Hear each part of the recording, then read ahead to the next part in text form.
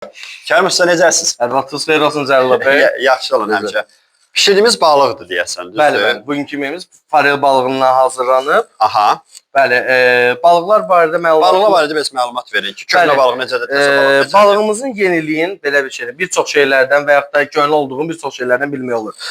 Balığımızın ilk öncə qulaq hissəsində, qəlsəmə hissəsindən əgər açırıb baxırıq, qan rəngi varsa və yaxud da dəniz qoxusu gəlirsə, bu balığımız yeni balıqdır. Əgər xoşagəlməz bir iyi gəlirsə, balığımız köhnə balıqdır. Yeni balıq olmasından da əlavə olaraq balığımızın filet hissəsinə, gövdə hissəsinə baxırıq. Əgər balıqda zədə varsa və yaxud da balığı işlədiyimiz zaman görürük ki, onun filet hissəsində, məsələn, öz hissəsi, ət hissəsi yarpaq yava, vərəq-vərəq açılırsa, deməli bu balıq zədəli balıqdır və biz neçə dəfə dondurucu görüb və açılıb. Bu balıqları istifadə eləmək məsləhət deyil. Yeni, yəni olsa da qulağından belə baxsaq da, yəni köhnə iyi gəlməsə belə, əti zədəli olduğu üçün bişirdiyimiz zaman həm su buraxacaq, həm də balıq vərəq-vərəq açılacaq, xoşagəlməz bir görünüş alacaq.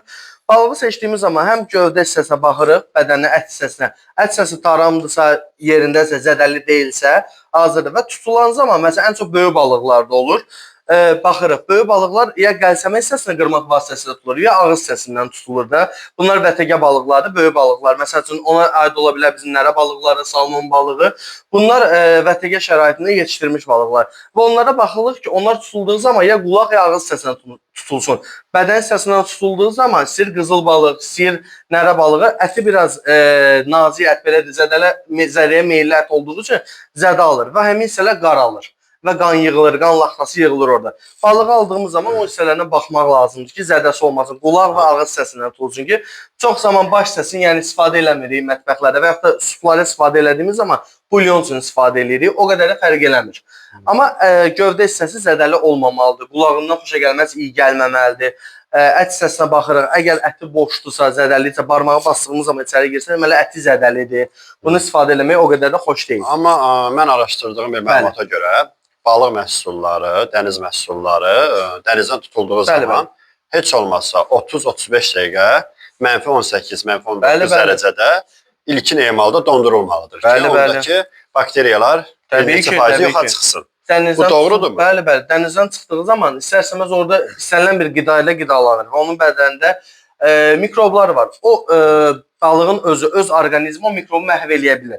Bizim orqanizmimiz, bizim bədənimiz onu qəbul eləyə bilmədiyi üçün o balığa şok verilir, şok effekti verirlər və dondururlar.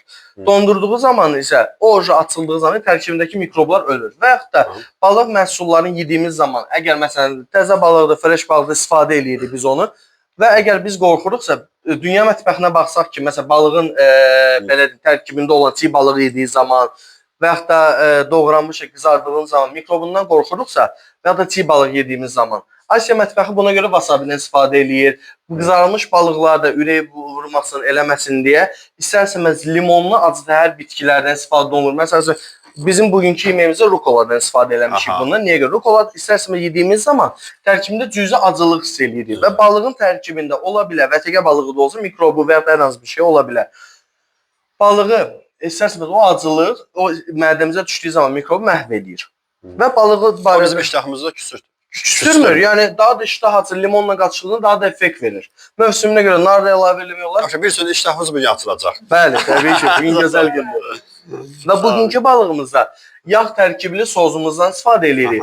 Bunlara aiddir kafede Paris sosu, yağlı badamlı sos. Bunun bugünkü balığımızın sozun tərkibi kərə yağı, cəfəri, badam və yaxud da qozdan istifadə edə bilərsiniz, şəxsi seçimdir. Və limon suyundan istifadə edirik. Və ilk növbədə biz qozumuzu qovururuq, kərə yağımızı əlavə edib əridirik, dadını götürürük. Limon suyumuzu əlavə edirik və cəfərimizi əlavə edirik. Və onu öz kərə yağının qatılığına, qatlaşmağına icazə veririk. Qatlaşıb durur, fason olur, orta qatılıqda olur və servisə verilir. Yəni bu fransız mənşəli soza gəlir. Kərə yağını dadlandırma və verməcə. Bu ən çox dəniz məhsulları, ümumiyyətlə balıqdır, krevetkasıdır, asminoqodur, kalmarıdır. Bunlarda istifadə olunan sozlardır. Kərə yağı balıqla qaçışdığı zaman ürəyi bulandıran tam verməsin deyə orada limonumuzu əlavə edirik, aromat versin deyə badam və qozumuzu əlavə edirik və cəfərimizi əlavə edirik ki, həm rəngarəng görsün, həm də cəfərin spesifik iyi dadı ora qaçışsın. Və cəfərimiz orada bişirilib yanmır. Yəni qeyd edim ki, çox az bir vamxod da hazırlanır. az bir dərəcədə hazırlansındır. Cəfərimiz yəni orada öz dadını, aromatını buraxır və nəticədə isə aromatını buraxandan sonra o yanmamalıdır. Orada sadəcə lor mədəriyə özünü salmalı, dadını salmalı və servisə meyilli olmalıdır. Təşəkkür edirəm. Çox sağ olun. Sualınız var uşaqlar? Kiminsə sualınız var? Yoxdur. Təşəkkürlər. Çox sağ olun. Sizə sağ olun. Aydın sual.